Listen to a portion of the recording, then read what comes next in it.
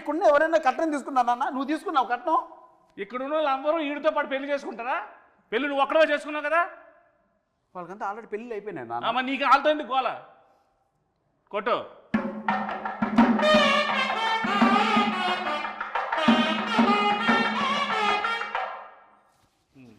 చెప్పు నాన్న, యాక్చువల్గా నాన్న, నువ్వు ఏదో కట్నం వారి శాసనాల గ్రంథం ఒకటి రాసి మీ తాత ముత్తాతల నుంచి ఫాలో అవుతున్న రూల్స్ రెగ్యులేషన్స్ నా పైన మోపి నాకు ఏజ్ బయరేంత వరకు ఇలా నిలబెట్టి నాకు పెళ్లి కాకుండా చేసి పాపం మూట కట్టుకుంటున్నావు నాన్న.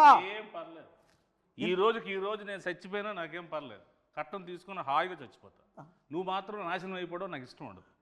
నీ మంచిగా చెప్తున్నాను రా, ఒరే గుడ్ కళ్ళద్దలెట్టుకున్న ఎదవా. నాన్న, నువ్వు వెళ్ళిపోతే నాకు ఇంకో నాన్న ఎలా వస్తారు నాన్న?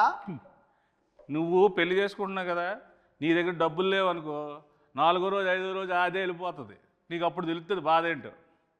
కట్నం ఉందనుకో, నీకు సెక్యూరిటీ ఉంటుంది, నాకు సెక్యూరిటీ ఉంటుంది. కట్నం అనద్దు నాన్న, మీడియా ముందు ఉన్నాం మనం, అరెస్ట్ చేస్తారు మళ్ళీ ఇద్దరిని. మీడియా వాళ్ళు ఎలాంటి వాళ్ళు తెలుసా? కొట్టు.